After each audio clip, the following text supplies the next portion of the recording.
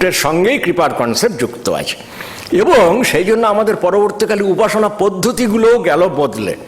যজ্ঞে যেরকম পুরুষকারের জোর ছিল বা এখানে শ্রবণ মনন নিধ্যাসনের উপর জোর ছিল, পরে যে পূজা বলে যে পদ্ধতি হলো বা তার সঙ্গে আরও যেসব অনুষ্ঠানগুলো আমরা করি, সবগুলোতেই কিন্তু দেবতার প্রসন্নতার উপরে আমাদেরকে ডিপেন্ড করতে হয়। যে কোনো একটা কাজ হিন্দুরা যেসব কাজ করেন, সেই যজ্ঞই বলুন, শ্রাদ্ধই বলুন, উপনয়নই বলুন, পূজাপাঠ যাই বলুন, কাজের শেষে গিয়ে বৈগুণ্য সমাধান করতে হয়। মানে আমি কাজ করলেও, আমি কলির জীব, আমি কোনো কাজ নির্ভুলভাবে করতে পারবো না। সত্যযুগে তাদের কনফিডেন্স ছিল যে আমি নির্ভুলভাবে যজ্ঞটা করতে পারবো এবং তার দ্বারা আমার ফলটা হবে। এইবার when we lack that confidence, আমাদের সেই কনফিডেন্স চলে গেল, তখন কি করতে হয়? শাস্ত্র বলছেন, ন্যূনাতিরিক্ত দোষানাং কলৌ বেদোক্ত কর্মণাম হরিস্মরণ মাত্রেণ সম্পূর্ণ ফলদায়ক। কলৌ, কলিতে মানুষের শক্তি ক্ষয় হয়ে গেছে, বেদের কর্ম মানুষ ঠিক করতে পারে না, কোনোটা বেশি করে, কোনোটা কম করে, কোনোটা ভুল করে। সেই জন্যে হরিস্মরণ মাত্রেণ, শ্রীকৃষ্ণকে স্মরণ করলেই তিনি সম্পূর্ণ ফলটা, এটা হচ্ছে তার কৃপা। যে কলির জীব যাও একটা কিছু করবার চেষ্টা করেছে, ও আনতে আমাকে স্মরণ করেছে, আমি তার সম্পূর্ণ ফলটা দিয়ে দেব। এই সম্পূর্ণ ফল দেওয়াটাই হচ্ছে শ্রীকৃষ্ণের কৃপা। এবং সমস্ত অনুষ্ঠান পদ্ধতি কিন্তু এটা আমাদের ফলো করতে হয় হিন্দুদের, ওইটা মনে করিয়ে দেওয়া যে তুমি তোমার যতটা সাধ্য, এটা মানে এই নয় যে আমি ইচ্ছে মতো তাড়াতাড়ি করে ফাঁকি দিয়ে উঠে গেলাম হরির নাম করে, এটা অর্থ ছিল না, that was never the intention. আমাকে সাধ্যমতো শ্রাদ্ধ বা পূজা যেটা আমি করছি সেটা আমার জ্ঞান বুদ্ধি মতো করতে হবে, কিন্তু সঙ্গে সঙ্গে আমার এই অ্যাওয়ারনেসটা থাকতে হবে যে আমি যা করছি এটা একটা সম্পূর্ণ কিছু নয়, এরপরেও ঈশ্বরের কৃপার প্রয়োজন আছে। এই কৃপাটা আমি ওখানে স্মরণ করছি। যখন একটা জব করুন, জব সমর্পণ করতে হয়। কি বলে সমর্পণ করেন? গজ্জাতি গুজ্জগোপ্তাত্বং গৃহানাস্মৎ কৃতম জপম সিদ্ধির্ভবতু মে দেব তৎপ্রসাদাৎ জনার্দন। ওইখানেও সেই প্রসাদকে ইনভোগ করতে হচ্ছে যে হে কৃষ্ণ, আমি জব করলুম, আমার যা করার করলুম, তৎপ্রসাদাৎ, তোমার প্রসন্নতা, তোমার কৃপায় সেই জবটা সিদ্ধ হোক। আপনি চণ্ডী পাঠ করছেন, যদক্ষরং পরিভ্রষ্টং মাত্রাহীনং চ যদ ভবেৎ পূর্ণং ভবতু তৎসর্বং তৎপ্রসাদান Mahesh. Once again that very word প্রসন্ন, ওই শব্দই ব্যবহার করছেন। যদত্র পাঠে জগদম্বিকে ময়া বিসর্গ বিন্দু অক্ষরহীনমীরিতম তদস্তু সম্পূর্ণতমং প্রসাদ তৎসংকল্প সিদ্ধিশ্চ সদৈব জায়তাম জন্মাত্রা বিন্দু বিন্দুদ্বিতয় পদ পদ দ্বন্দ্ব বর্ণাদিহীনম ভক্ত্যা ভক্ত্যানুপূর্বম প্রসভকৃতিবশাদ ব্যক্তমব্যক্তমম্ব মোহাদজ্ঞানতো বা পঠিতমপঠিতং সাম্প্রতং তেস্তবেস্মিংস্তৎসর্বং সাঙ্গমাস্তাম ভগবতী বরদে তৎপ্রসাদাৎ প্রসীদ। বলে আমি যা পড়েছি কোথাও বিসর্গ উচ্চারণ হয়নি, কোথাও বিন্দুর উচ্চারণ হয়নি, কোথাও অর্ধমাত্রা স্খলন হয়েছে, কোথাও এই হয়েছে, সেই সব কিছু সম্পূর্ণ করে দাও।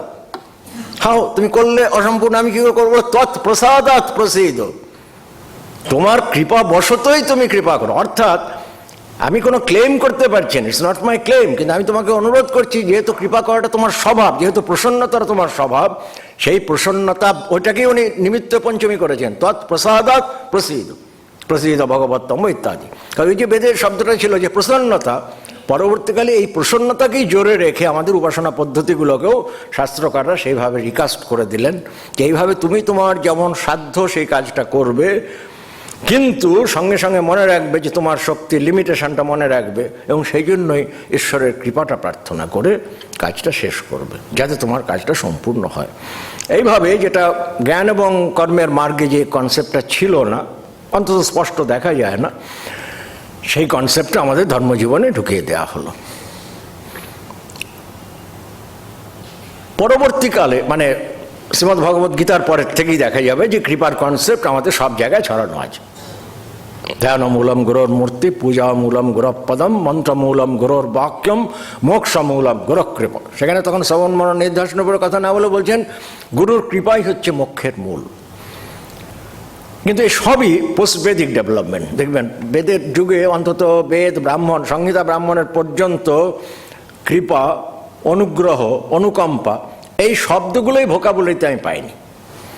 অর্থাৎ এগুলো নিউ অ্যাডিশনস টু আর ভোকাবুলারি। যেমন কনসেপ্ট চেঞ্জ হয়ে যাচ্ছে, ভোকাবুলারিও চেঞ্জ হয়ে যাচ্ছে, মানুষের সমাজ পরিবর্তন হচ্ছে, তার রিকোয়ারমেন্টস পরিবর্তন হয়ে যাচ্ছে, উপাসনা পদ্ধতিতেও সেই জিনিসটা রিফ্লেক্টেড হচ্ছে খুবই স্বাভাবিকভাবে। এবার যেটা প্রথমে আপত্তি বলেছিলাম যে লজিক্যালি কৃপাকে ডিফেন্ড করা কঠিন, সেটা কিন্তু তদবস্থায় থাকছে, পরেও থাকছে, সেটা যে কিছু লজিক বদলে গেছে তা নয়। এবং শুধু কৃপা নয়, অহেতুক কৃপা বলেও শব্দ অনেক সময় শুনতে পাবেন, আমাদের কথামৃতেও পাবেন। এখন হেতু ছাড়া কি কোনো কাজ হয়? লজিশিয়ানরা বলবে হতে পারে না। সংস্কৃতে বিভাবনা বলে একরকম অলঙ্কার আছে, প্রসিদ্ধ হেতু ব্যাবৃত্ত যৎকিঞ্চিৎ কারণান্তরম যত্র স্বাভাবিকত্বং বা বিভাব্যম সা বিভাবনম। যেখানে প্রসিদ্ধ হেতুটা নেই অথচ কার্য হচ্ছে, তখন কি করতে হবে? কোনো একটা কারণান্তর আছে, মানে যেটা not clear to the common eyes, অথবা স্বাভাবিকত্বম অথবা স্বাভাবিকত্ব, এটাকে বিভাবনে বিশেষ রূপে চিন্তা করতে হবে। হয়তো কৃপার ক্ষেত্রে এটা যদিও অলঙ্কারের কথা দিয়ে শাস্ত্র ব্যাখ্যা হয় না, এতো অলঙ্কারের লোক বসে আছেন, বলুন যে অলঙ্কারের দিকে শাস্ত্র ব্যাখ্যা হবে, কিন্তু আবার এটাও ঠিক অন্যান্য বিদ্যা এই ভবন্তি বিদ্যা, সমস্ত বিদ্যার চ্যানেলগুলো পরস্পর সংযুক্ত আছে। যখন আমরা বলছি অহেতুক কৃপা, হয়তো কথাটা ওই রকমই, মানে বিভাবনার মতো করে বলা হচ্ছে, যেখানে কোনো হেতু নাই, মানে কোনো ভিজিবল রিজন নেই, ইনভিজিবল রিজন থাকতেই পারে। আরেকটা স্বাভাবিকত, ঈশ্বরের শ্রীকৃষ্ণের স্বভাবই হচ্ছে কৃপা করা। আমাদের একজন মাস্টারমশাই বলেছিলেন যে শ্রীকৃষ্ণের কৃপা সর্বদাই বর্ষিত হচ্ছে, আমরা অহংকারের ওভারকোটটা গায়ে দিয়ে চলি বলে সেই কৃপা আমাদের স্পর্শ করেন। খুব সুন্দর কথা। সেখানে বৈষম্য বলছেন, উনি সকলকেই কৃপা করতে চাইছেন, তুমি কৃপা নিতে না চাইলে আমি কি করব। তিনি কিন্তু বৈষম্যটাকে ওইভাবে পরিহার করবেন, শ্রীকৃষ্ণের কৃপা সর্বদাই বর্ষিত হচ্ছে। আমরা যারা অহংকারের কোটটা রেনকোট ওভারকোট গায়ে দিয়ে থেকে এই শব্দ ব্যবহার করেছিলেন, তারা সেটার স্পর্শ বুঝতে পারেন না। অর্থাৎ ওই যত স্বাভাবিকত্বম এটা দিয়ে ব্যাখ্যা করে দিলেন যে এখানে তার কৃপাটা হচ্ছে স্বাভাবিক, তিনি স্বভাবত মানুষকে তার ক্লেশ থেকে উদ্ধার করতে চাইছেন, এটা হচ্ছে তার কৃপা। যেমন পরমহংসদের কথায় আছে, সেই দক্ষিণেশ্বর থেকে কলকাতার দিকে তাকিয়ে দেখছেন যে কলকাতার মানুষগুলো অন্ধকারে পোকার মতো কিলবিল করছে, তার চিত্তে কৃপা হচ্ছে যে এদেরকে কী করে উদ্ধার করা যায়। এবার আমি যদি উদ্ধার হতে না চাই, দ্যাটস এ ডিফারেন্ট থিং। কিন্তু তার কৃপার কারণটা কি, মানে ওই যে কজ অ্যান্ড এফেক্টটা আনতে হবে, বলে কজ অ্যান্ড এফেক্ট হয়তো আছে, একেবারে নেই তা না। তাছাড়া সবসময় কথাটা পরিষ্কার, এটাও কথা আমি একটা জায়গায় পড়েছি যে একটা বনে দুজন সাধন করতে বসেছে, একজনকে একটু পরে একটা বাঘ নিয়ে চলে গেল, আরেকজন বেশি কিছু করেনি, ভগবতী তার কাছে এসে বলে আমি প্রসন্ন হয়েছি, তুমি বর নাও। সে বলে এটা কীরকম হলো? আরেকজনকে বাঘে নিয়ে গেল, আমি বেশি কিছু করিনি, তুমি আমাকে বর দিতে চাইছো। ভগবতী বলছে না, তুমি পূর্বজন্মে অনেক সাধন ভজন করেছিলে, আমি প্রসন্ন হয়েছি। অর্থাৎ এই যে পূর্বজন্মের আমার কি সঞ্চয় আছে, এটা তো এখানে লোকে দেখতে পাচ্ছে না, সেই জন্য তারা ভাবছে যেটা অহেতুক, তার হেতু হচ্ছে না। এখানে আসলে অহেতুক শব্দের অর্থ করতে হবে অচিন্ত হেতুকম। এটা আমার কয়নেজ নয়, কালিদাস এই শব্দ ব্যবহার করেছেন। অলোক সামান্য অচিন্ত হেতুকং দিশান্তি মন্দাস চরিতাং মহাত্মনাম। মহাত্মাদের চরিত কীরকম? অলোক সামান্য, সাধারণ লোকের মতো নয়, তাদের কন্ডাক্ট আমাদের কন্ডাক্ট থেকে ভিন্ন। আর অচিন্ত হেতুকম, তার কেন কি করেন এটা সবসময় চিন্তা করে বোঝা যায় না। পরমহংসদেব অনেকবার এই কথাটা বলেছেন যে ঈশ্বর কি দিয়ে কি করছেন এ কি বোঝা যায়? তিনি অত বড় ব্রহ্মজ্ঞ পুরুষ, স্বয়ং বিষ্ণু অবতার, তিনিও বলছেন ঈশ্বর কিসের জন্য কি করেন এটা মানুষ ক্ষুদ্র বুদ্ধি দিয়ে বুঝতে পারবেন। অর্থাৎ যেটাকে আমরা অহেতুক কৃপা বলছি, হয়তো জিনিসটা আসলে একেবারে অহেতুক নয়, কিন্তু এটা অচিন্ত হেতুক। এবং কৃপার কনসেপ্ট বললেই, যেমন গুরু মানুষকে বলুন যে এই বিষয়ে বলতে হবে, বলে কৃপার কনসেপ্ট বলতে গেলেই তার আধারের কথাটা বলতে হবে। অর্থাৎ কার প্রতি কৃপা, কৃপার একটা আধার লাগবে, তো আধার তৈরি হতে হবে। এইখানে সাধনের সঙ্গে কৃপার সম্পর্ক দেখা গেল। আমাদের যদি আমরা হিস্টোরিক্যালি দেখি, দেখুন মানে হিস্ট্রি ও ফিলোসফির সঙ্গে বা রিলিজিয়নের সঙ্গে যোগ করা যায়। আমাদের বৈদিক যুগে তখন জোরটা কিসের উপর ছিল? পুরুষকারের উপরে, সব দিকে কর্মজীবনেও পুরুষকারের উপর জোর ছিল। ক্রমে আমাদের সেই ডাইনামিজম অফ লাইফে ভাঁটা পড়ে গেল। মিডিভাল পিরিয়ড থেকে দেখবেন পেসিমিজম ভারতবর্ষকে গ্রাস করছে। যেমন ঈশ্বর কৃষ্ণ বই আরম্ভ করছেন দুঃখত্রয় অভিঘাতা জিজ্ঞাসা, দুঃখ শব্দ দিয়ে বই আরম্ভ হয় না, মঙ্গলবাচক শব্দ দিয়ে আরম্ভ করতে হয়, কিন্তু মিডিভাল টেক্সটে তাই হচ্ছে। বেদের যুগে ঠিক এরকমটা ছিল না, তারা নিজেদের উপরে কনফিডেন্স রাখতেন, পুরুষকার ছিল। আস্তে আস্তে সেই পুরুষকার চলে গেল। যখন পুরুষকার চলে গেল তখন কিন্তু ধর্মজীবনে কি কর্মজীবনেও মানুষ বেশি কৃপার উপর নির্ভর হয়ে পড়তে লাগলো। সেটা খুব ভালো ডেভেলপমেন্ট বলে আমি বলবো না, অর্থাৎ দৈনন্দিন জীবনে ম্যাটেরিয়াল প্রসপারিটির ক্ষেত্রেও কিন্তু তাদের পুরুষকারটা গেল কমে। এখানে যেটা হচ্ছিল যে হ্যাঁ, যে কৃপা সঙ্গে সঙ্গে আধারের প্রশ্ন, যে তুমি কি করেছো, তোমাকে যে আমি কৃপা করবো তা তুমি কিছু করো। পরমহংসদেবকে দেখো অনেকবার জিজ্ঞাসা করা হয়েছে, তিনি অনেকবার উত্তর দিয়েছেন। তার মধ্যে কিছু সমস্যা আছে, যেমন বলছেন যে 1000 চেষ্টা করো কৃপা ভিন্ন কিছুই হবার নয়। আবার বলছেন যে তাহলে বোঝা গেল যে কৃপা ছাড়া কিছু হবে না। আবার বলছেন যে কৃপা কি সহজে হয়, অর্থাৎ কৃপার উনি আবার একটা কোয়ান্টিটিভ ব্যাখ্যাও দিয়েছেন। বলছেন ভিখিরি যদি পয়সা চায় তো দেওয়া যায়, কিন্তু যদি একেবারে রেল ভাড়া চেয়ে বসে, অর্থাৎ তুমি কি মানে have you deserve what you deserve, তুমি যেটা চাইছো, যে কৃপা চাইছো, সেটার জন্য তুমি নিজেকে তৈরি করেছো কি? এইটাই হচ্ছে সাধন। যখন বৈষ্ণবরা বলেন যে শ্রীকৃষ্ণ কখনোই আমার সাধনার দ্বারা গৃহীত হবেন না, কিন্তু সেই কথাটা বইয়ে পড়ে আমি তাহলে আর শ্রীকৃষ্ণকে তো সাধন করে জানা যাবে না, তাহলে আর কোনো সাধন করার দরকার নেই বলে, এটা কিন্তু নয়। That is not the intention. তোমাকে সাধন করেই জানতে হবে যে আমার কোনো সাধনায় শ্রীকৃষ্ণ ধরা পড়বেন না, আলটিমেটলি তার কৃপার উপরেই আমাকে নির্ভর করতে হবে। ওই যশোদার একটা কাহিনী আছে, শ্রীকৃষ্ণকে বেঁধে দিচ্ছেন, যতবার বেঁধে দিচ্ছেন তো ওইটা ছোট হয়ে যাচ্ছে। করতে করতে যখন তিনি ক্লান্ত হয়ে গেলেন, ঘর্মাক্ত হয়ে গেলেন, চুল টুল খুলে গেল, এইবার শ্রীকৃষ্ণের কৃপা হলো যে মা এত কষ্ট করছেন, আচ্ছা আমি ধরাতে। এটি হচ্ছে সাধনার কথা। যে পরমহংস সেটাই বলছেন যে কৃপা কি করে হবে। নন্দ বসুকে জিজ্ঞাসা করেছেন যে পশুপতি বোস বোধহয়, যে কৃপা কি করে হয়, বলে সাধনের দ্বারা। কামনা বাসনা যত সম্ভব ত্যাগ করতে হয়, মানে শাস্ত্রোক্ত যে পদ্ধতি আছে, জপ বলো ধ্যান বলো, এগুলো সব করে করে তুমি তার কৃপার জন্য নিজেকে তৈরি করো, তাহলে এক সময় কৃপা হবে। আর কৃপা হলে তখন আর তোমার কোনো চিন্তা নেই। ঈশ্বরের কৃপাটাই তো গুরুর মাধ্যমে আসছে, কারণ এটাও পরমহংসদেব বলছেন যে সচ্চিদানন্দই গুরু, তিনি মানুষকে সাহায্য করবার জন্য গুরুরূপে আসছেন, তার কৃপাটা গুরুর মাধ্যমে আমার মধ্যে সঞ্চারিত হচ্ছে। কিন্তু সেটার জন্য যে কোনো পুরুষকার নাই তা উনি বলছেন না, পুরুষকার তোমাকে সাধন করতে হবে, ওইটাই হচ্ছে এখনকার অ্যাক্টিভিটি। তুমি সাধন করো, এইবার মানে গড হেল্পস দেম হু হেল্প দেমসেলস। তুমি নিজে কিছু করলে না, শুধু কৃপার উপর নির্ভর করলে, এটা কিন্তু পরমহংসদেব বোধহয় খুব এনকারেজ করেননি। তিনিও বলছেন তুমি যে যা পারো সে সেরকমভাবে স্মরণ মনন ইত্যাদি করবে।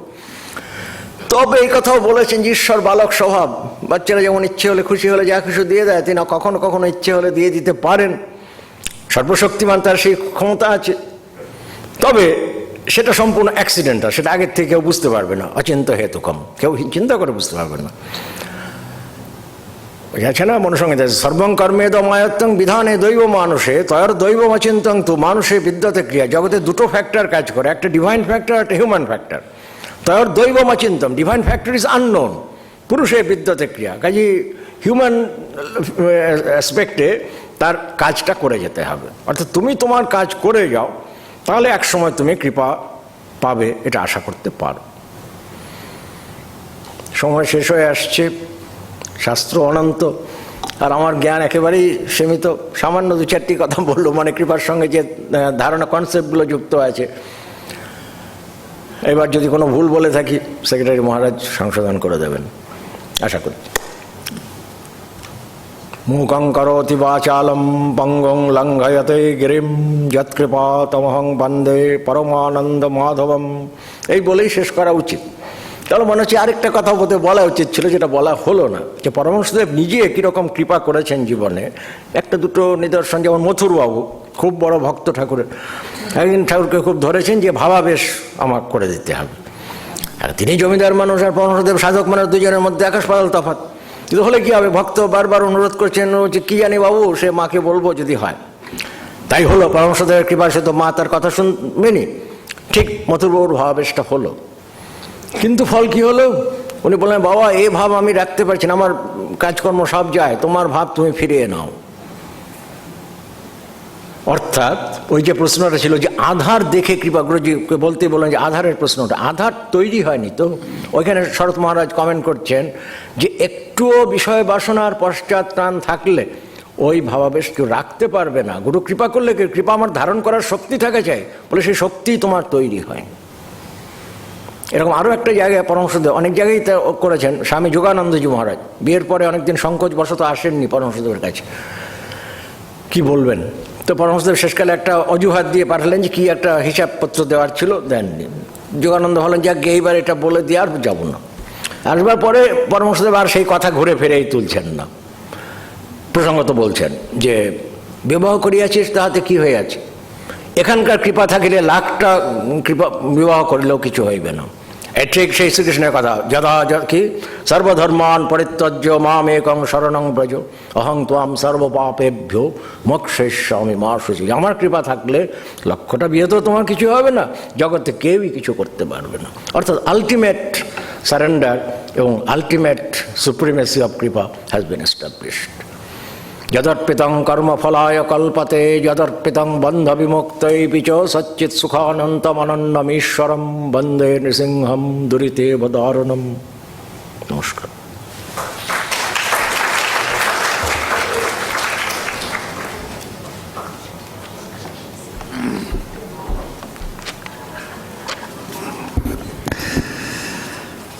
আমরা এখানে যে গুটি কয়েক মানুষ আছি, ভক্ত আছি কৃপা পাওয়ার জন্য, তারা সত্যি অনুগৃহীত হলাম। যারা আসেননি তারা অনেক কিছু মিস করেছেন, যেটুকু বলতে পারি। আমরা একটি বক্তৃতা শুনলাম যেটি অত্যন্ত লজিক এগিয়ে গেল। আমি সেই জন্যই ভাবছিলাম যে দেবতারা তো এলেন, দেবতাদের তো ওই পুরাণে তো আমরা দেবতাদের পাই, বেদেও দেবতাদের পাই। এই দেবতাদের প্রসন্নতা লাভ করার প্রয়োজন আছে, সেই জন্যই কৃপাটা এসে গেল। কিন্তু এটাও ঠিক যে গুরুকে অবলম্বন করে সেটি প্রকাশ হচ্ছে আমাদের জীবনে। গুরু কৃপা হি কেবলম, গুরুই সব কানেকশানগুলো করিয়ে দেন। আর শেষকালটা এত সুন্দর লাগলো যে আমাদের একটা হিউম্যান ফ্যাক্টর আছে, সে আমরা হিউম্যান বিইংস, আমাদের কর্তব্যটা আমরা করি, এবং তারপর যে ডিভাইন ফ্যাক্টর আমাদের লাইফে যেটা আছে সেটা অটোমেটিক্যালি এসে যাবে। আমরা যদি শুদ্ধ চিত্তে সেবাভাব নিয়ে, ত্যাগের ভাব নিয়ে কাজ করে যাই, ভালোবাসা দিয়ে যদি কাজটা করে যাই, মানে যেটা পূর্ব মীমাংসাতে আছে, তাহলে আমরা ফল পাব। বেদের দেবতারা আমাদের ফল দেবেন, তার ফলে আমাদের ব্রহ্মজ্ঞান হবে। গুরু এসে যাচ্ছেন আমাদের জীবনে। এটি একটি খুব সুন্দর কনসেপ্ট, এবং সব কনসেপ্ট কিন্তু উনি এক কাজে এনে শেষকালে মিলিয়ে দিয়েছেন। অদ্ভুত জিনিস। আমরা যদি অকৃতজ্ঞ হই, এই ঠাকুরও বলেছেন অকৃতজ্ঞের কখনো ধর্মজীবন হয় না। কার কাছ থেকে উপকার পেয়েছি, মানে হিউম্যান ফ্যাক্টরটাকে যদি আমরা খুব নেগলেক্ট করি, তাহলে ধর্মজীবন কিছুতেই হবে না। অকৃতজ্ঞতা আমাদের ভেতরে সবচেয়ে বড় নিন্দাজনক, মানে কি বলবো, জিনিস। সেখান থেকে মুক্তি না। Never be ungrateful. Those who are not grateful, they are divorced from the path of divinity. They have no divine life. Those who are ungrateful. তো এটাই তো আমাদের তো গ্রেটফুল হওয়া দরকার, আমাদের ধৈর্য থাকা দরকার। এটা যদি না থাকে তাহলে কি করে হবে? সুতরাং এগুলি মানুষকে করতে হবে, করলেই আমাদের ঈশ্বরের কৃপা হবে। তা কৃপাতে উনি বললেন যে কোনো কন্ডিশন নেই, করার নেই, কোনো যেটা হচ্ছে হেতু নেই। এটা আমরা সবাই বলি হেতু নেই, কিন্তু উনি বললেন যে হেতুটা খুব খুব সাটল ফর্মে আছে। অচিন্তা হেতুকম, চিন্তা আমরা হয়তো করতে পারছি না, কিন্তু একটা রয়েছে। হেতুটা আর কিছুই নয়, আমাদের পূর্ব জন্মের কর্মের, সুকর্মের ফল বা দুষ্কর্মের ফল। অনেকের ভেতরে এই ভাবনাই আসে না যে কৃপা পেতে হবে, কাউকে প্রসন্ন করা দরকার। যেটা বলছে অকৃতজ্ঞ, তারা তো কাউকে ভাবে না যে কিছু পেলাম তাকে কৃতজ্ঞতা জানাতে হবে, এ ভাবনা নেই। স্বয়ং যীশুখ্রিস্ট, এটা আছে, Jesus Christ, say blessed as many as 9 blind persons with full vision, full sight. 9 জনকে যীশুখ্রিস্ট চক্ষু দান করেছিলেন, এবং out of this 9 only 2 persons came back to thank him. They came back to express their gratitude. Even those who were present at that spot, they exclaimed, "Oh my Lord, what about other 7? The other 7 persons, they just went away, being very much joyful. They are shouting, "Oh, we have got back our vision." They became overwhelmed with joy of getting back their eyesight. Even the very idea that they have to come back and give thanks to their benefactor didn't come to their mind. এটাই হয়। তখন Jesus বলেছেন, Jesus replied, "Yes, this is it. Don't expect much more. Don't expect any more." This কত 2% হবে না কত? Out of 9, 2 কত percent? So he has studied human nature that way. So only say 18% or 20% people of the world are grateful,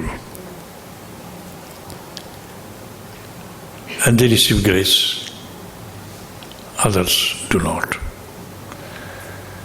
তখন বলেছেন, হ্যাঁ, বলে কি প্রভু এই মাত্র 2 জন এলো? বলে এর বেশি, don't expect more than this, এর বেশি আর আশা করো না। এই 18 to 20% people would remain grateful. এবং শ্রী রামকৃষ্ণদেব এরা সব বলছেন যে those who are ungrateful, they do not have any spiritual life, they do not have any religious life. এটি আমাদের সবচেয়ে বড় শান্তির কথা, আনন্দের কথা। এখন আমাদের এই 20%-এর মধ্যে আমরা যখন দুঃখ পাই, কষ্ট পাই, তখন ছেড়ে পালাই। Oh, you have given me so much of trouble. I am calling you, I am praying day in and day night to you for a better life, and you have become so indifferent to our prayers. Let us stop. কিন্তু এই দুঃখ যন্ত্রণা, এগুলো যে আমাদের তৈরি করছে তার কাছে নিয়ে যাওয়ার জন্য, এগুলি বুঝতে পারি না। These are really His grace. When we are made to suffer, we are suffering, He has made us suffer like that. It is His grace. Holy Mother says, when you are in distress, utter distress, you are receiving His mercy, তার করুণা তুমি পাচ্ছ, তার করুণা। মানে এটা আমি যে বলছি, একজনের জীবনে খুব চরমভাবে দেখা দিয়েছে, সেটি হচ্ছে যোগিনমার নাতি। যোগিনমার নাতি নীললেপানন্দ একজন ছিলেন, আর একজন ছিলেন দয়াময় মিত্র। ওরা 2 ভাই। মা মারা যান আগে, বাবা মারা যান আগে, মা মারা গেলেন, ওর আগের পিছের ভাইগুলো সব মারা গেলেন, মানে কাউকে বাঁচানো গেল না। ওর বড় ভাই, বৌদি ছিলেন, দোতলা থেকে লাথি মেরে ফেলে দিল, তারা গড়িয়ে গড়িয়ে নিচে নামলো, পড়লো, তা মা ওই দুটো নাতিকে নিয়ে, মানে যোগিন মা, দিদিমা নাতিগুলো নিয়ে চলে এলেন এতে মায়ের কাছে, মা এদের কি হবে? বলে এরা আমার নাতি, এই অবস্থা, এদের কি হবে, এরা কোথায় থাকবে, কি হবে? বলো ওরা তো ঠাকুরের, ওরা তো ঠাকুরের। তারপরে নীলকণ্ঠজি পরবর্তীকালে বলছেন যে আমরা we had to undergo so much of travel only to come to the door to the mother. So mother was preparing us through these tribulations, through these sufferings, to come to her. এটা আমরা বুঝতে পারিনি। এই যে কত বড় আশ্রয় পেলাম, সব আশ্রয় ছাড়িয়ে দিয়ে তোমার আশ্রয় নিয়ে আসছো তুমি। এই জন্য এই যে খুব খুব গ্রেটফুল হওয়া, এই জন্য বলছি যে gratefulness is such an important factor, quality. ওটা থাকলে পরে সব এসে যাবে, আর সব এসে যাবে। ঠাকুরও বলেছেন, মা ঠাকুর বলেছেন যে বাবা যারা অকৃতজ্ঞ তাদের ধর্মজীবন হবে না, অনেক দূরে আছে, অনেক দূরে আছে। আর অকৃতজ্ঞতা আমাদের জীবনে বেশি করে আসে যখন দেখি যে খুব কষ্টের মধ্যে আমরা পড়ি। এত করলাম তবুও আমাদের জীবনে আর দুঃখের শেষ নেই। পাণ্ডবদের জীবনে যেমন দুঃখের শেষ ছিল না, কিন্তু তারা তো অকৃতজ্ঞ নয়। তারা জানতেন যে এই দুঃখের মধ্য দিয়েই will reach the very feet of the lord. দুঃখের মধ্য দিয়ে তিনি নিয়ে আসেন। রবীন্দ্রনাথের ফিলোসফি তাই, দুঃখের আঁধার রাত্রি বারে বারে এসেছে আমার ধারে, কষ্টের বিকৃত ভান, তাসের বিকট ভঙ্গি, যত সব দেখেছি। যাই হোক, আজকে আমরা এইরকম শাস্ত্র নির্ভর আলোচনা বহুদিন পরে শুনলাম। কোনোদিন শুনেছি কিনা জানি না, কারণ সমীরণবাবুর স্মরণশক্তি দেখলেন, উপনিষদ বেদের মতো কঠিন কঠিন সব সূত্র স্তোত্র ওনার সব মুখস্থ, আমি দেখেছি, অবলীলায় তিনি বলে যান। তা সত্যি একটা স্বাস্থ্য নির্ভর আমরা ভাষণ শুনলাম, এ আমাদের চিরকাল মনে থাকবে। এই ভাষণটি হয়েছে করুণা সিন্ধু, করুণার সিন্ধু। আমরা তাই খুব ভালো করেই জানতাম। তার মেয়ে এখানে আছেন, তার জীবনী আমরা পড়লাম।